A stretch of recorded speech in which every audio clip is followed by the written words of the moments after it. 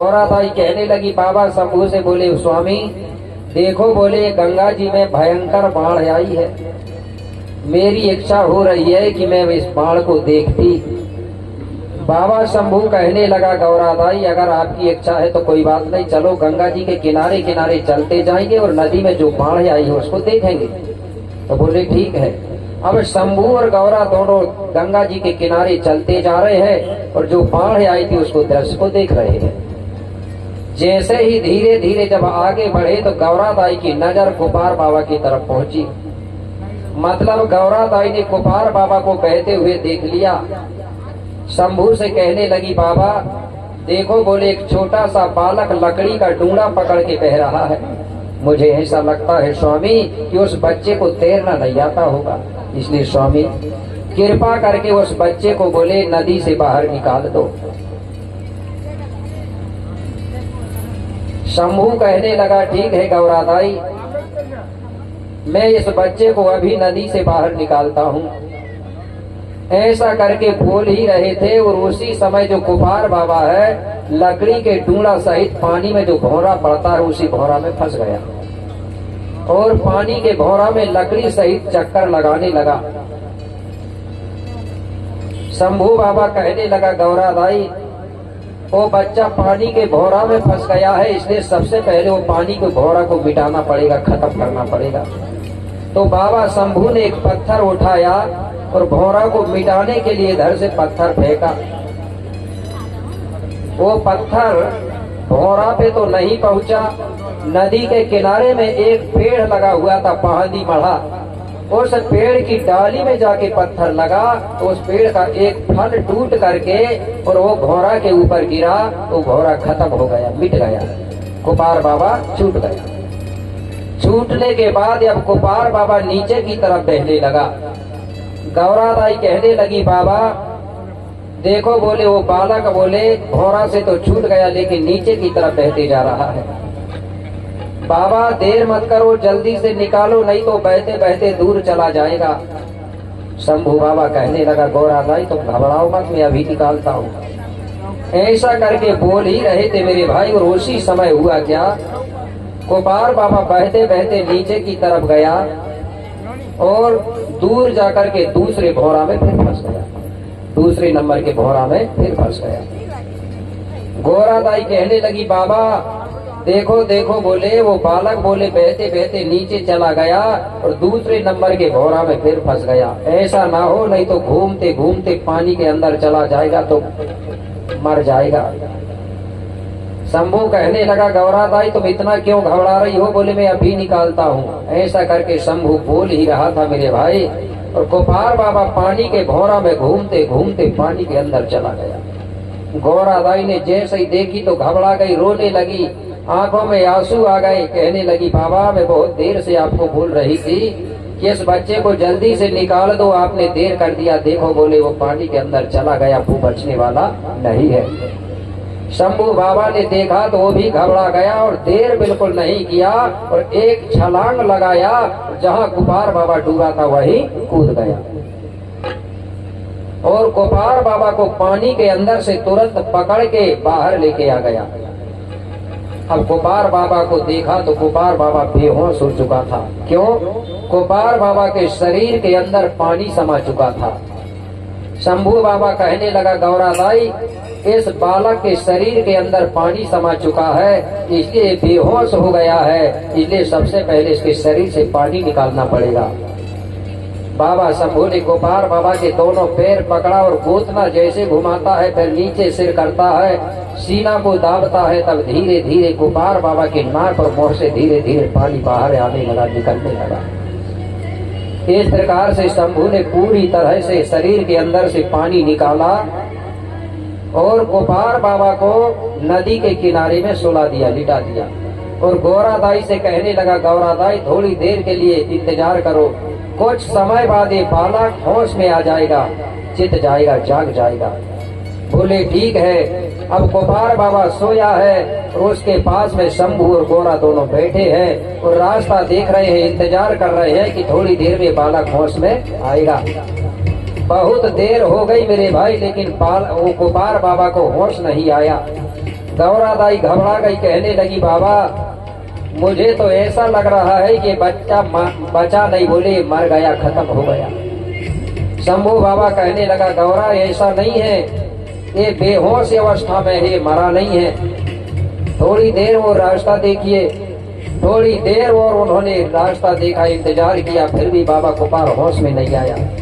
गौरा दाई कहने लगी बाबा एक काम करो, तुम्हारी जो डमरू है गोविंदाड़ी, गोडी में गोविंदाड़ी बोलते हैं, ठीक है, ये डमरू है, बोले इसको इस बच्चे के कान के किनारे ले जाके बजाओ, बोले हो सकता है डमरू की आवाज से बच्चा होश में आ जाए। तो बाबा शंभू ने अपनी डमरू उठाया और कोपार बाबा के कान के किनारे ले जाके डम डम डम डम करके ऐसा करके बजाया। जैसे ही डमरू बजाया तो डमरू ने मेरे भाई 12 आवाज निकाली। कितने 12 आवाज निकाली? 12।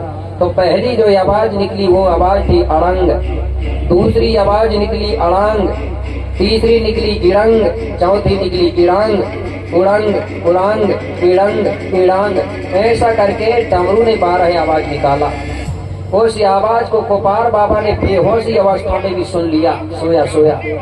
अब कोपार बाबा सोया सोया वो डमरू की आवाज को दोहराता है, सोया सोया बोल रहा है, मतलब जिभ्या चला रहा है, अड़ंग अड़ांग इड़ंग इड़ांग ऐसा करके। तो जिभ्या चला रहा था। गौरा दाई ने देख लिया, कहने लगी बाबा देखो, बोले आपने जब डमरू बजाए तो ये बच्चा ऐसा लग रहा है कि बोलने की कोशिश कर रहा है, इसलिए बाबा एक बार और बजाइए, हो सकता है कि दूसरे बार डमरू बजाने से बच्चा उठ के बैठ जाए, होश में आ जाए। बाबा शंभू ने फिर डमरू उठाया और कान के किनारे ले जाके डम डम डम डम करके फिर बजाया। तो दूसरे बार भी डमरू जब बजाया तो डमरू ने दूसरे बार भी 12 आवाज निकाली। कितने आवाज? 12। पहली आवाज निकली उंदी, उसके बाद में रंड, मूंद, नालुंग, सयुंग, सारुंग, एरुंग, अरुंग, नरुंग, पद, पहुंदी, पदंड, ये 12 आवाज। कोपार बाबा इन आवाजों को फिर दोहराते हुए और कोपार बाबा उठ करके खड़ा हो गया और बाबा शंभू और गौरा दाई को हाथ जोड़ के सेवा जोहार किया। इस प्रकार से बाबा कोपार डमरू की आवाज सुन करके होश में आ गया, खड़ा हो गया। आगे चल करके कोपार बाबा ने यही डमरू की आवाज से सबसे पहले 5 खंड धरती में, ये भारत, अरब, ऑस्ट्रेलिया, अफ्रीका और दक्षिण अमेरिका में सबसे पहले यही डमरू की आवाज से 12 अक्षरों का निर्माण किया। जो अनाराम बोलते हैं ना यहाँ खुशी तक, ये सबसे पहले इन्हीं का अनुवाद किया। तो सबसे पहले बाबा कोपार ने 12 अक्षर का निर्माण किया, इसके पहले भाषा नहीं थी।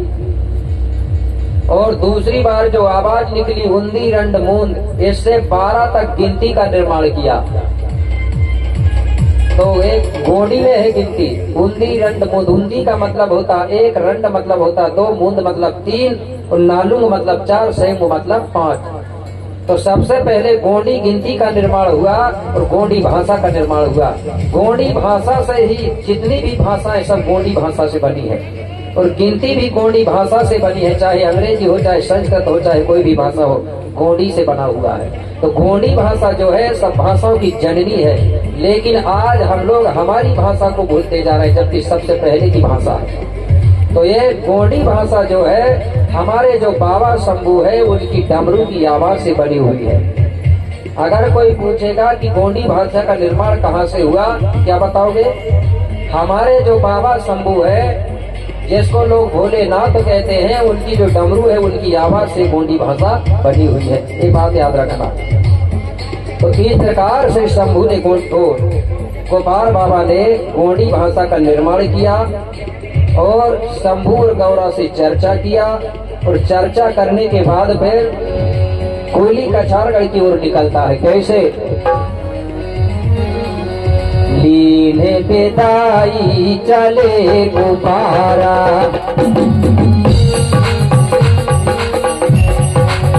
लीले बेदाई चले गुब्बारा, जहाँ ठाना है कोयली का छारा, जहाँ ठाना है कोयली का छारा,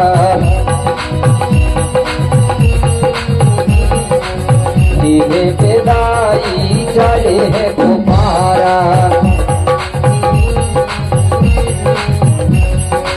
सीने पे दाई चले है कुमारा, जहाँ ठाना है कोयली का चारा। कुपार बाबा वहां से विदा लेकर के कोयली कछारगढ़ की ओर निकलते हैं। चलते चलते बाबा कुपार जब कछारगढ़ के किनारे में पहुंचे तो कुपार बाबा को एक गांव मिला। इधर क्या हो रहा? कछारगढ़ के किनारे पहुंचा तो कुपार बाबा को एक गांव मिला। कौन सा गांव? धन्य गांव करके गांव है, आज भी वो गांव है। आप कछारगढ़ गए होंगे तो देखे होंगे धन्य गांव।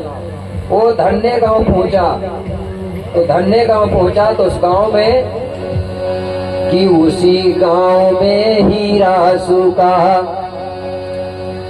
कि एक पटारी रहता था, और जिनको कहते हैं आज प्रधान सगा वो संगीत का ज्ञाता था। वो धन्य गांव में एक हीरा सुका नाम का एक दादा रहता था, जिनको पाटारी भी बोलते हैं कुछ क्षेत्र में। जानते हैं पटारी या पाटाली? उन्हीं को आज प्रधान भी बोलते हैं लोग। बोलते हैं कि नहीं बोलते? जानते हैं? परधनिया बोलते हैं, जानते हैं ना? तो परधनिया समाज का था जो किंगरी बजाता था, पाना पाना जो बोलते हैं ऐसा करके। वो संगीत यज्ञ था, संगीत का ज्ञाता था। वहां पहुंचा वो, उसका नाम था हीरा सुका। कुपार बाबा वहां पहुंचा और हीरा सुका दादा पाटारी परधनिया से कहने लगा, बोले दादाजी मैंने सुना हूं आप संगीत यज्ञ हो और मुझे संगीत सीखने का बड़ा शौक है, आप कृपा करके मुझे संगीत सिखा दो। हीरा सुका दादा कहने लगा ठीक है, बोले बेटा मैं आपको संगीत सिखा दूंगा। तो कुपार बाबा कहने लगा तो जल्दी सिखा दो अभी। हीरा सुका दादा हंसने लगा, कहने लगा बेटा अभी तो आया है और अभी कैसे सिखा दूं? संगीत तुरंत नहीं सीख सकते, संगीत सीखने के लिए बहुत दिन लगेंगे। बोले कितने दिन लगेंगे? 4-5 दिन में सिखा दोगे? बोले हीरा सुका दादा कहने लगा बेटा 4-5 दिन में नहीं सीख सकते कोई, कम से कम 4-5 साल लगेंगे। तो बोले ठीक है दादाजी मैं 4-5 साल रुक जाऊंगा, बोले सिखा देना। हीरा सुका दादा सोचने लगा कि इसको अगर मैं 4-5 साल रोक लूंगा तो और घर में मेरी समस्या हो जाएगी, इसका संगीत सिखाऊंगा कि घर का काम करूंगा। उसका मन नहीं हुआ रोकने के लिए। कुपार बाबा समझ गया, कहने लगा दादाजी आप चिंता मत करो, मैं 4-5 साल तुम्हारे घर में रहूंगा जरूर, लेकिन मैं तुम्हारे घर का काम काज में साथ दूंगा। तुम मुझे शाम सुबह मात्र 1-1 घंटा सिखाना और दिन भर तुम आप घर के काम खेती किसानी का काम करवाना, मैं फ्री में नहीं सीखूंगा। हीरा सुका दादा कहने लगा कि यार अच्छा आदमी मिल गया, 1 घंटा सिखाना है और दिन भर पूरे घर और खेती का काम कराना है। बोले बेटा 4-5 साल तो छोड़ो, 10 साल भी कहोगे तो बोले अब मैं रोक लूंगा। तो बोले रुक जा बेटा। मेरे भाई कुपार बाबा रुक गया। अब हीरा सुका दादा प्रतिदिन 1 घंटा संगीत सिखाता था और पूरे दिन भर घर का काम कराता था कुपार बाबा से। कुपार बाबा को पहले दिन सिखाया, दूसरे दिन, तीसरे दिन, चौथे दिन, 5वें दिन, 6वें दिन, 7वें दिन, 7 दिन में कुपार बाबा ने पूरी संगीत विद्या सीख लिया। 8वें दिन पूछने लगा, बोले गुरुजी और बताओ। हीरा सुका दादा कहने लगा बेटा जितनी भी संगीत विद्या थी पूरी बता दिया, अब मेरे पास कुछ नहीं बची, जितनी थी तो सब बता दिया। कुपार बाबा कहने लगा, बोले दादाजी आप तो कह रहे थे 4-5 साल लगेंगे, अभी तो मैं बोले 1 हफ्ता ही हुआ हूँ, बोले 7 दिन हुआ हूँ। हीरा सुका दादा को बड़ा अचंभा हुआ, मन ही मन में सोचने लगा कि साधारण बालक नहीं है, ये कोई होनहार बालक है, इसको सारी विद्या सारा ज्ञान पहले से मालूम है, लेकिन एक माध्यम बनाने आया है कि गुरु होना चाहिए करके। कहने लगा बेटा तब मैं आपको रोक नहीं सकता, आप जा सकते हो, लेकिन कभी अगर मेरी जरूरत पड़ जाए तो बोले मेरी याद कर लेना, मैं हर समय तुम्हारे हर काम में साथ देने के लिए तैयार रहूंगा। इस प्रकार से हीरासू का दादा कहने लगा। तो कोपार बाबा ने तुरंत वहां से विदा लिया और विदा लेकर के अब कछारगढ़ की ओर निकल पड़ा। चलते चलते कछारगढ़ पहुंचा। वहां जाकर के सुनसान एकांत जगह ढूंढने लगा। कोपार बाबा को जब एकांत जगह मिली, वहीं पर एक सेमर का पेड़ लगा।